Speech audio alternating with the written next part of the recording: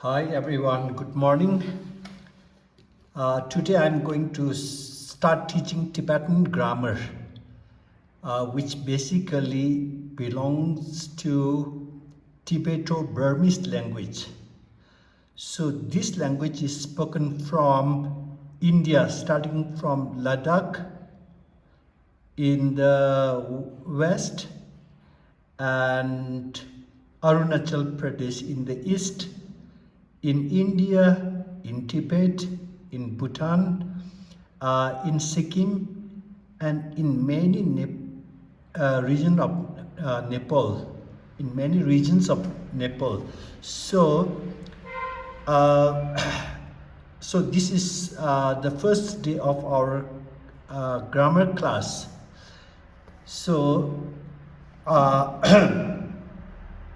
so first I will introduce you some adjective words. So, old, purano, ra, nyata, nya, kiku, ni, nga, nying, pa, nyingba, ra, nyata, nya, kiku, ni, nga, nying, pa, nyingpa,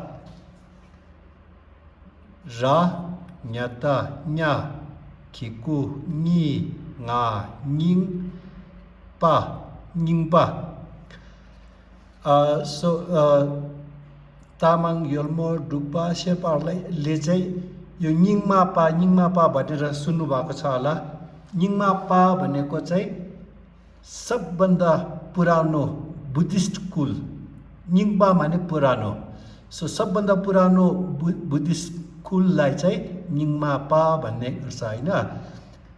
so रा न्याता न्या खिकु नि nga nying pa nyingpa. Gawo sa ra sar pa sarpa naya new. Gawo sa ra sar pa sarpa new.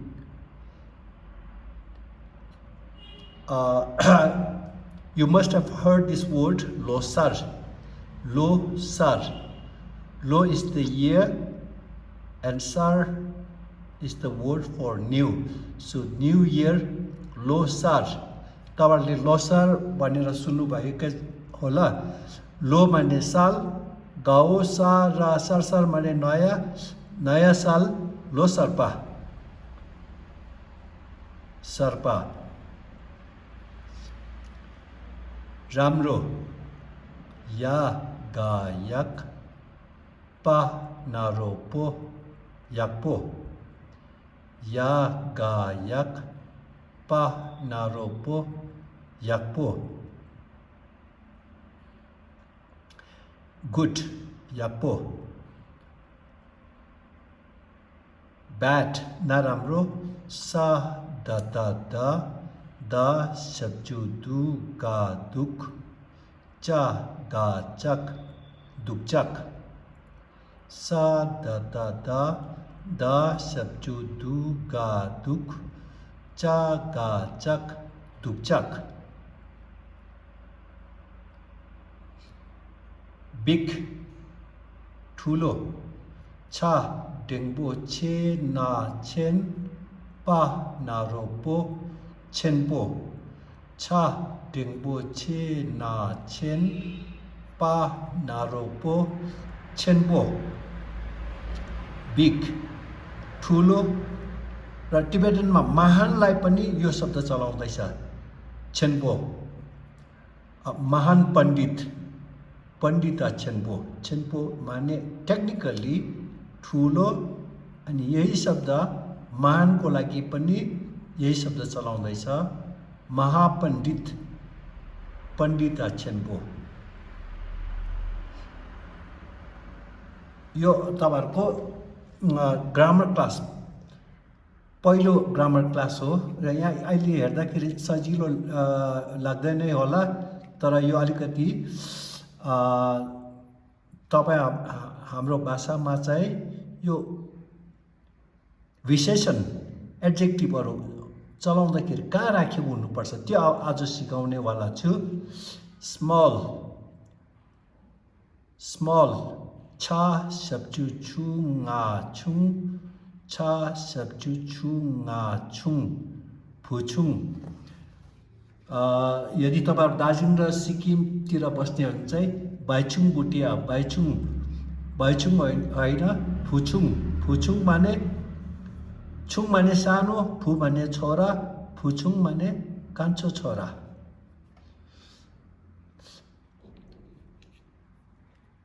Chhungchhung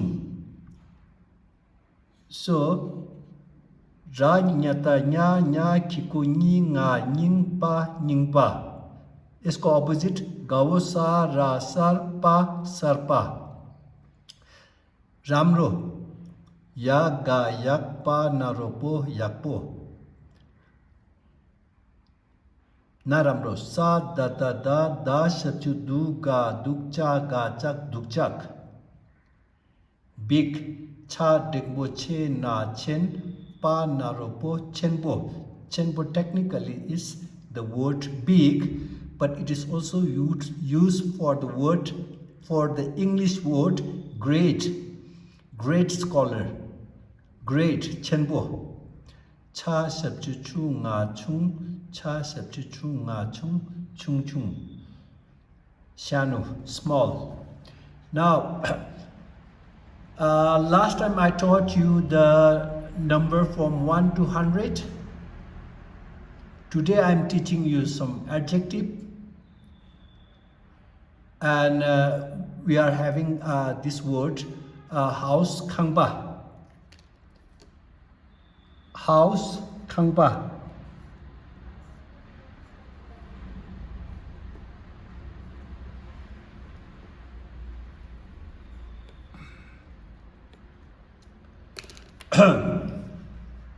घरलाई चाहिँ खा nga khangpa khangpa खा nga khangpa khangpa.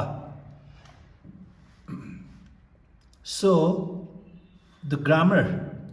So in English, one big house. नेपालीमा एउटा ठुलो घर। तर तपाई तामाङको भाषा पुनर्जीवित गर्नु चाहेको छ भने लद्दाखी भाषा त जीवित छँदै नै छ। शेर्पाको भाषालाई पुनर्जीवित गर्छु भन्ने छ भने सिक्किमिस भाषालाई पुनर्जीवित गर्छु भन्ने छ भने यो कसरी वन बिग हाउस कसरी भन्ने? वन बिग हाउस इङ्ग्लिसमा वन बिग हाउस, नेपालीमा एउटा ठुलो घर। र नम्बरलाई संज्ञा भन्छ हैन नेपालीमा संख्या। यो चाहिँ एडजेक्टिभलाई विशेषण, नाउनलाई संज्ञा र यसरी मिलाएर बोल्दैछ। नेपालीमा एउटा ठुलो घर देखे, एउटा ठुलो घर किने, एउटा ठुलो घर खोज्दैछु र यसरी बोल्दैछ। तर यदि तपाईँ शेर्पाको भाषामा बोल्नु चाहेको छ भने, लद्दाखी भाषामा बोल्नु चाहेको छ भने, डुक्पा, सिक्किमिस, यल्मो, स्पिति, लाहुल धेरै जातको ग्रामर चाहिँ यो हामी अहिले जुन चाहिँ ग्रामर हामी सिक्दैछु यो भाषालाई चाहिँ टिबेटो बर्मिस ल्याङ्ग्वेज भन्छ।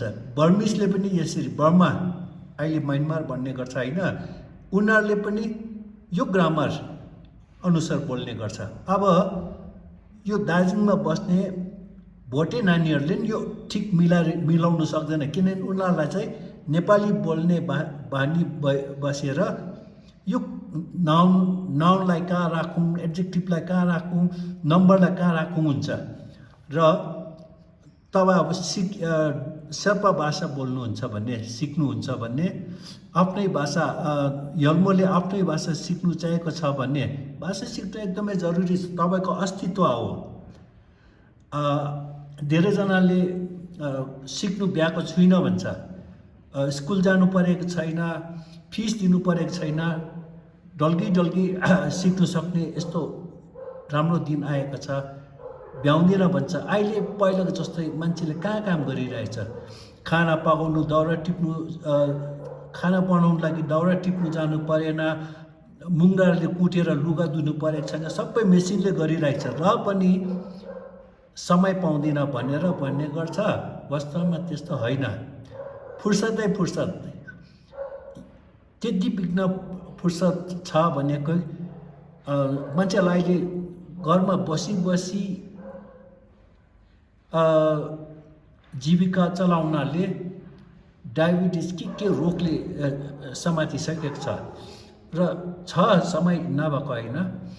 अब यो आफ्नै भाषा जुन चाहिँ तपाईँको आफ्नै अस्तित्व हो, अब अलिअलि बेसिक पनि तपाईँले सिक्नुभयो भने राम्रो हो। अब म अलिकति टुक्राएर, सबै टुक्राएर सिकाउँदैछु। अब आज ग्रामरको क्लास फर्स्ट ग्रामर क्लास हो। सो अब 1 देखिको 100सम्म मैले सिकाइसकेको छु। एडजेक्टिभ आज सिकाउँदैछु। अब यो नाउन एउटा वर्ड खाङ्बा, हाउस। अब शेर्पा भाषामा एउटा ठुलो घर भन्नु पर्यो भने चाहिँ कसरी भन्नुपर्छ? पहिला नाउन बनेको हुनुपर्छ, खाङ्पा। त्यहाँदेखिको विशेषण बनेको हुनुपर्छ, छेन्पो। त्यहाँदेखिको संज्ञा बनेको हुनुपर्छ, नम्बर। खाङ्पा, छेन्पो, चिक। खाङ्पा, छेन्पो, चिक। अब तीनवटा पुरानो घर भन्नु पर्यो भने चाहिँ तीनवटा पुरानो घर, यसरी नेपालीमा चाहिँ तीनवटा पुरानो एडजेक्टिभ हो, घर नाउन हो।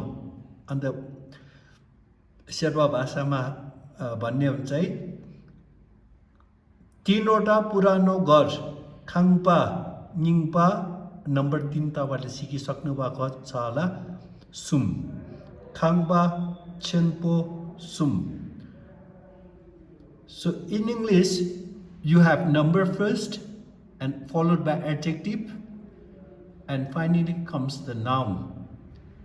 But in Tibeto-Burmese language, which is spoken in Nepal, Tibet, Burma, Sikkim, Bhutan, I think our language is also partly related to Uyghur, East Turkestan. I'm not sure. So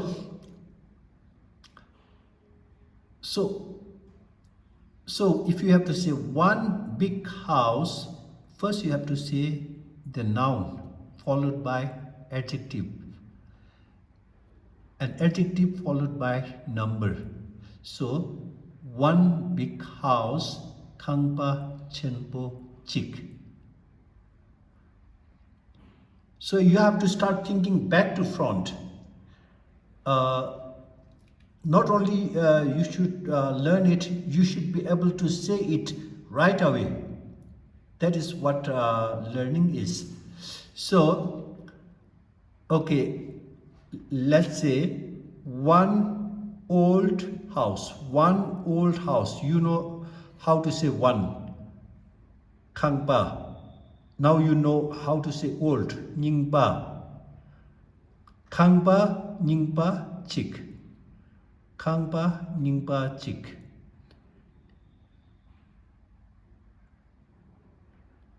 "18 new houses." 18 new houses.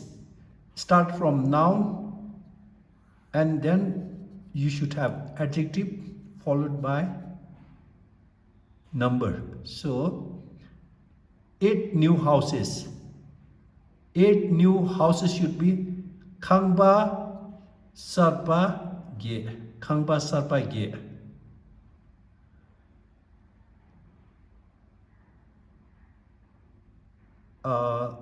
20 good houses. You know how to say 20.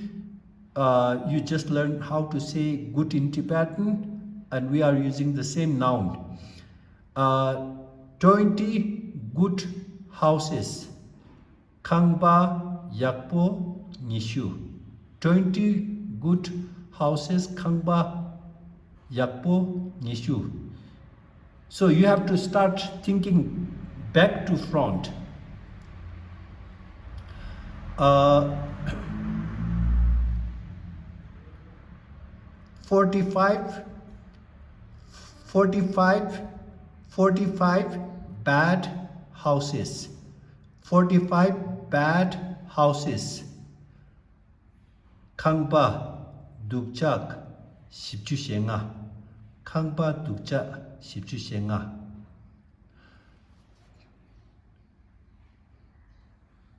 100 big house. You know how to say 100. Yeah, big, we just learned chenbo, and we are using the same noun, house. 100 big houses. Khangba chenbo gya. Khangba chenbo gya. Khangba chenbo gya.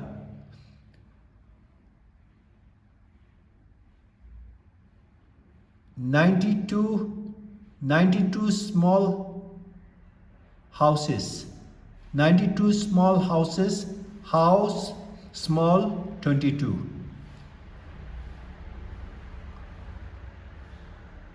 22 small houses. Khangpa chung chung nishu tsangi. Khangpa chung chung nishu tsangi. बाइसवटा ठुलो घर. खङबा छेन्पो निसुचाङ्गी. 10वटा सानो घर. खङबा छुङछुङ 10वटा चु. 10 small houses. खङबा Chhungchhung चु. 40वटा ठुलो घर. 40 big houses. Khangba chenpo shipchu. 5 bad houses. Houses 5 bad. Khangba dukchak nga. 5वटा naramro घर. Khangba dukchak nga. 2 good houses. Houses good 2. Khangpa yakpo ni.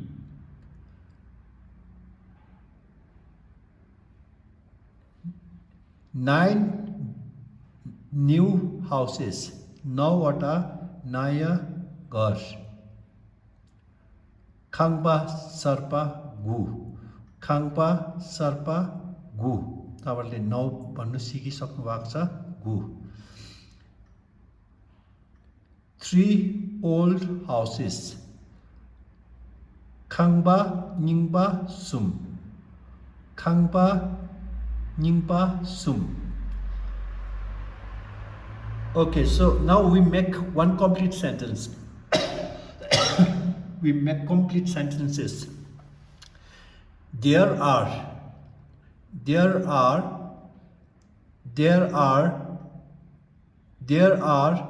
2 old houses.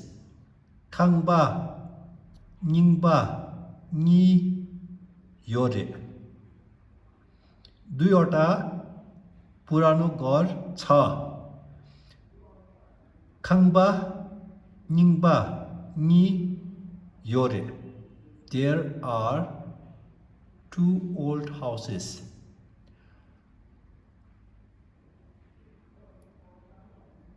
There are 5 new houses. Khangba sarpa nga yore. Khangba sarpa nga yore. There are 3 good houses. There are 3 good houses. Khangba yakpo sum yore. Khangba yakpo sum yore. There are seven bad. There are 7 bad houses. 7 bad houses. Kangba dukchak dün yore.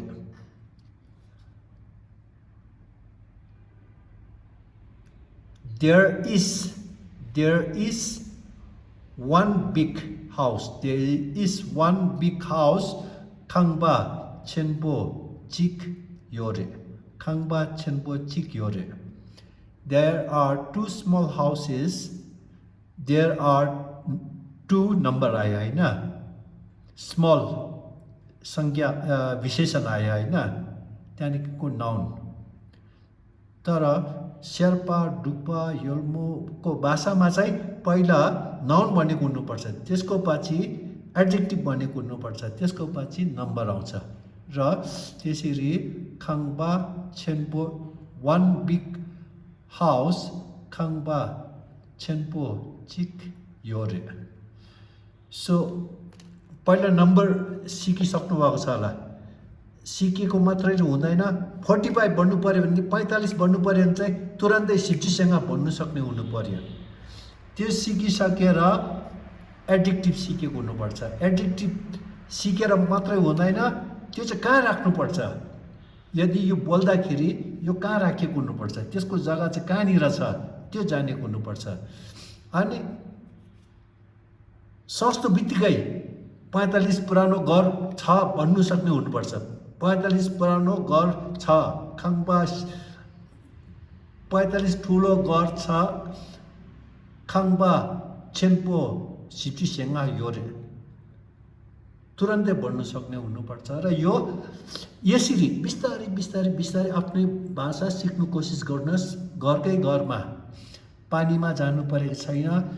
अरूले पनि तपाईँको आफ्नै जातहरूले नि सिक्नुपर्छ जस्तो लाग्यो भने अरूलाई सेयर इट गर्नुहोस्, लाइक इट गर्नुहोस्. म यहाँ 7 बजे स्कुल पुगेर यो अहिले सिकाइरहेको छु.